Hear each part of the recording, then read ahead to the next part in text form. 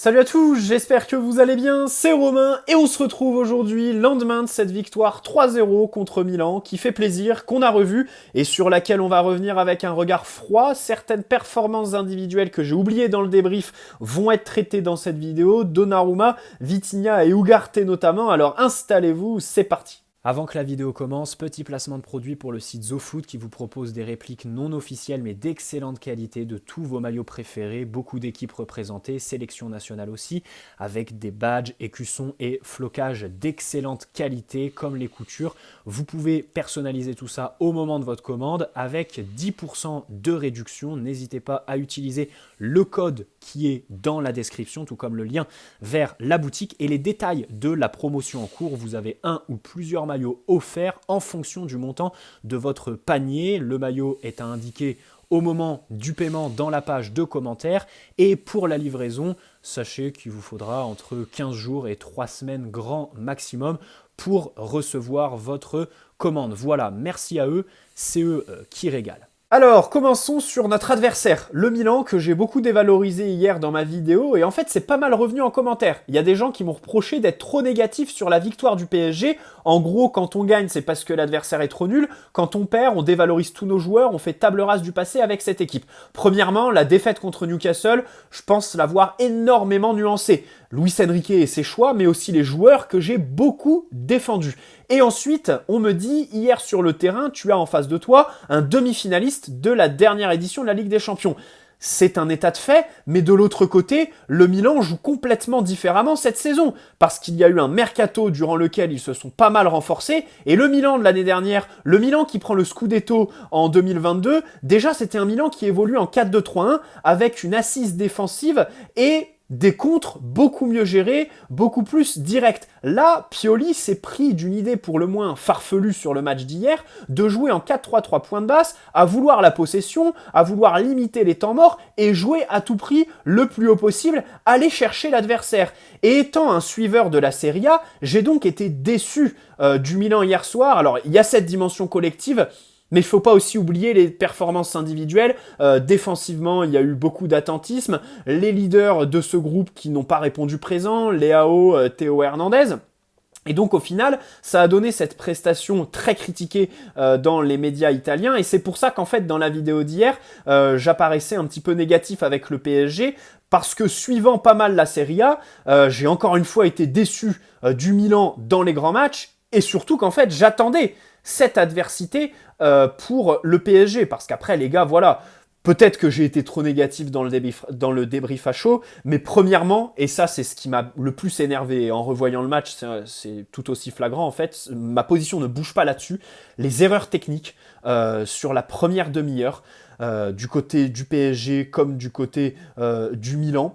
Sur la phase un petit peu 70-75e, les gars, c'est pas Ligue des Champions. Voilà. Et je maintiens le discours que je fais dans mon débrief hier, à savoir le foot a évolué, le foot devient ennuyant. À un moment donné, on attendait un petit peu la fin du match. Et d'ailleurs, je vais même réappuyer là-dessus en fin de vidéo. Bref, dans tous les cas, loin de moi l'idée de dévaloriser cette victoire 3-0 du PSG. Je reviens juste dessus pendant 2 minutes pour préciser qu'en fait c'était plus par rapport au Milan en fait que j'ai été déçu. Voilà.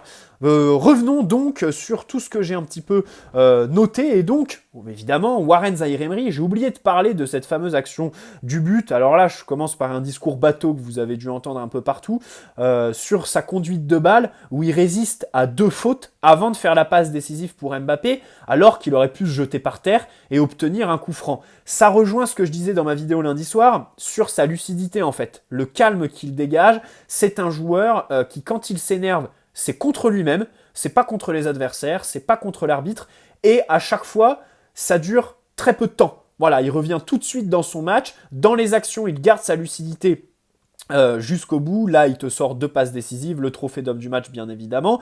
Et au-delà de son âge, 17 ans, machin, c'est la progression qui est folle. Alors, il y a 2 progressions.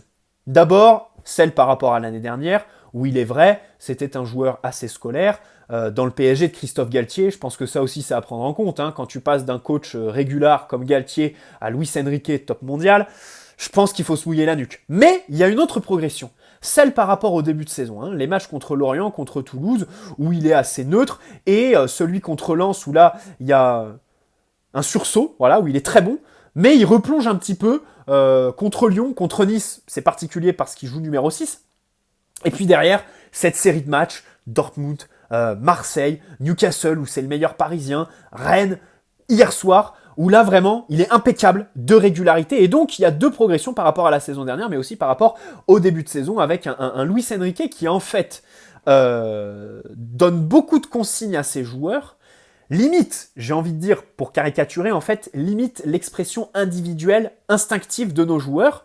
Mais pour Warren Zaïre-Emery, en fait, le constat est inverse, puisque on a un Warren qu'on ne soupçonnait pas l'année dernière, qui est beaucoup moins scolaire, robotique, et ça fait que tu peux tout imaginer avec lui en matière de progression.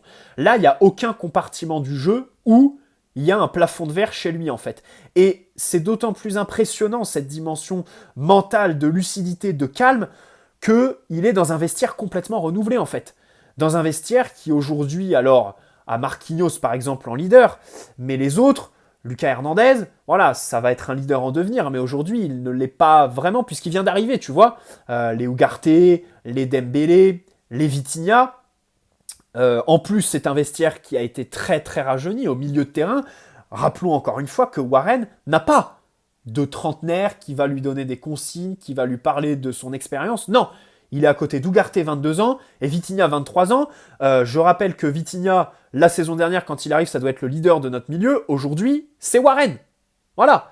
Alors, la comparaison est peut-être méchante avec Vitinha parce que j'utilise Warren pour dévaloriser le portugais. Et plus tard dans la vidéo, on va mettre en avant Vitinha. Mais c'est un état de fait, les gars. C'est un état de fait. Warren est le leader de ce milieu. Il n'a personne au-dessus de lui dans cette hiérarchie. Voilà. Bon, les premières touches hier m'ont beaucoup impressionné. Orienté vers l'avant, dévastatrice parce qu'au-delà du contrôle, il y a les mouvements de corps pour déstabiliser son vis-à-vis, la vitesse, bien évidemment, la percussion, et puis physiquement, voilà, le fait qu'au duel, il résiste, mais bon, ça c'est le discours bateau.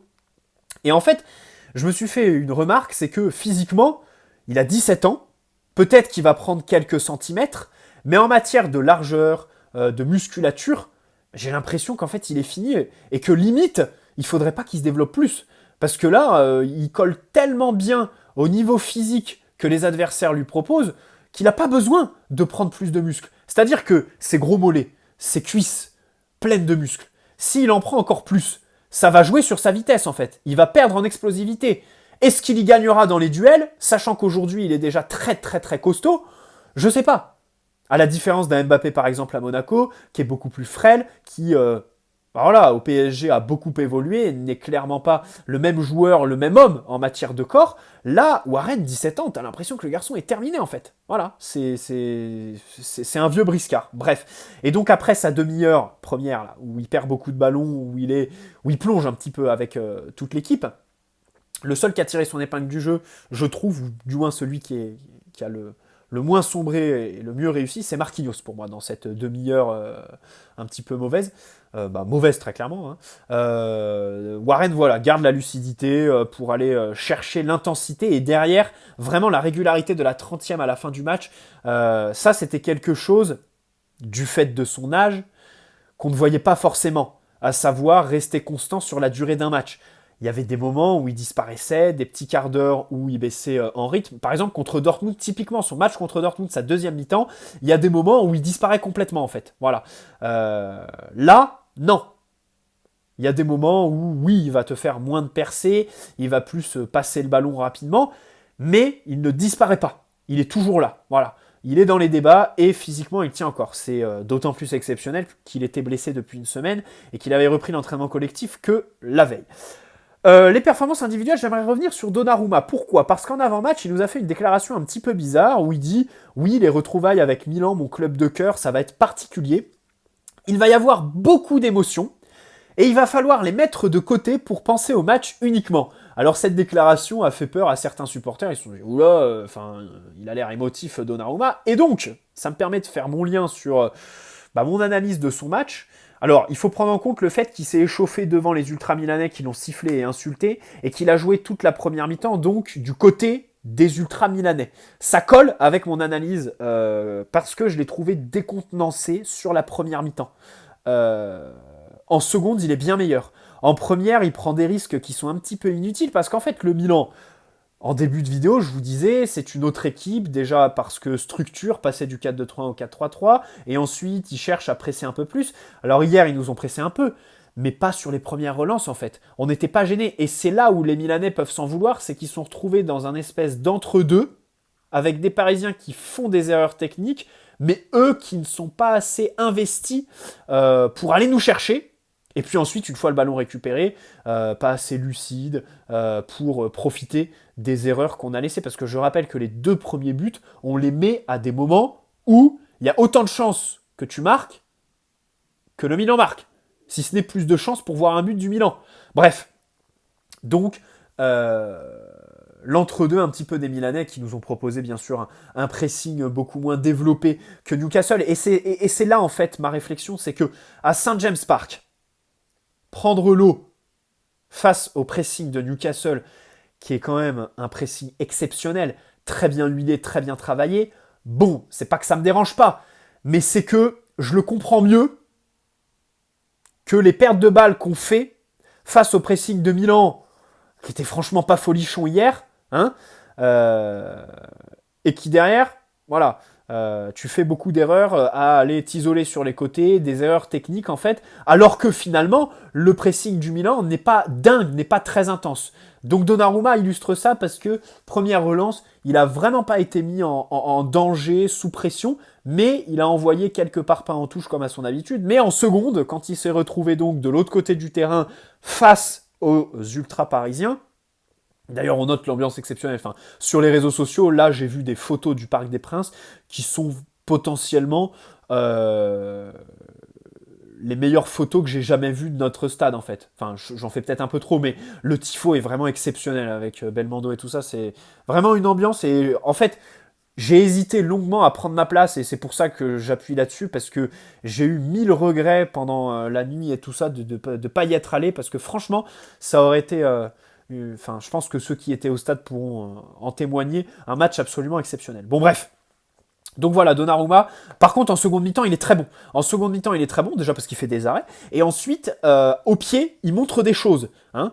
Il est beaucoup plus juste, il allonge, et tu vois qu'à l'entraînement, ça travaille. Voilà, je fais un lien avec Luis Enrique. Le staff des gardiens aussi qui a changé, hein, ne pas oublier ça, on a changé d'entraîneur des gardiens. Et donc, visiblement, ça se passe plutôt bien. Il a bien ciblé les axes de progression de Donnarumma au pied, c'est plutôt bon signe, voilà, parce que il y a quand même progression chez Donnarumma, même si hier, c'est pas son meilleur match dans ce début de saison qui est réussi pour lui. Hein. Depuis le début de saison, voilà, je mets en avant les performances de Donnarumma, là j'ai plutôt envie de nuancer. Bref.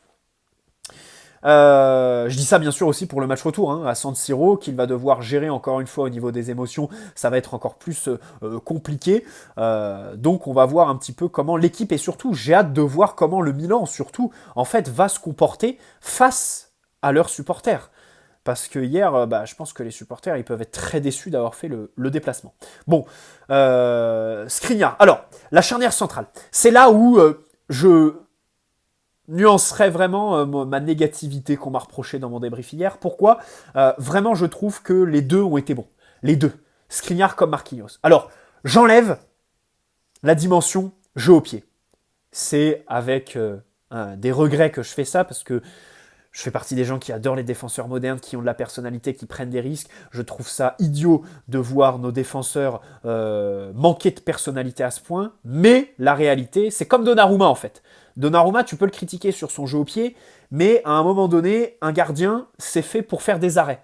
Et lui, il est fait. Voilà. Le jeu au pied, ça vient après. Il y a tant de gardiens qui sont excellents au pied, mais qui n'arrêtent aucun ballon, que là, avoir quelqu'un d'aussi bon sur la ligne, à un moment donné, il faut le souligner. Les défenseurs, c'est pareil.